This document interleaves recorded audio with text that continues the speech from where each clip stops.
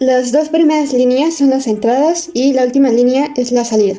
La compuerta XOR sirve para hacer operaciones con números binarios.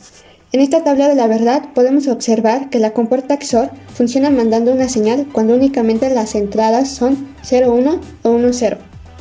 Entonces entendemos que cuando la primera entrada está en 0 y la segunda entrada está en 1, la salida va a ser igual a 1. Cuando la primera entrada está en 1, la segunda entrada está en 0, la salida va a ser igual a 1. Cuando la primera y la segunda entrada están en 0, la salida va a ser igual a 0. Y cuando la primera entrada y la segunda entrada están en 1, la salida va a ser igual a 0. Y para esta práctica vamos a utilizar un circuito integrado 7486. Y vemos que cuenta con 4 compuertas XOR. Y vamos a utilizar la primera compuerta XOR para entender el funcionamiento. Entonces en el circuito integrado 7486 observamos que el pin 14 y 7 corresponden a la alimentación. Entonces aquí el pin 14 va en VCC y el pin 7 va conectado a tierra. Vemos que el pin 1 y el pin 2 corresponden a las entradas. Entonces aquí el pin 1 lo conectamos al pin 1 del tip switch y el pin 2 lo conectamos al pin 4 o bueno a la segunda entrada del tip switch. Y el pin 3 corresponde a la salida. Y ocupamos aquí en el tercer pin ocupamos una resistencia de 330 ohms o de 470 ohms y lo conectamos a un LED que va conectado a tierra. La patita positiva va a ir debajo de la resistencia y la patita negativa va a ir en negativo.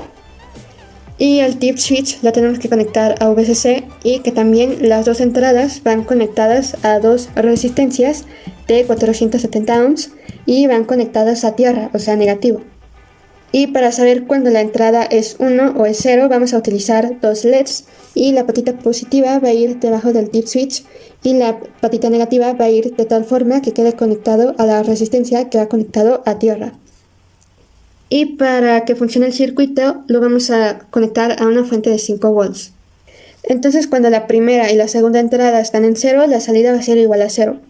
Cuando la primera y la segunda entrada estén en 1, la salida va a ser igual a 0. Y estos dos sí se prenden porque vemos que las entradas están en 1. Cuando la primera entrada está en 1 y la segunda entrada está en 0, la salida va a ser igual a 0. Este sí se prende porque está en 1 y este no se prende porque está en 0. Y cuando la primera entrada está en 0 y la segunda entrada está en 1, la salida va a ser igual a 1. Este sí se prende porque está en 1 y este no se prende porque está en 0.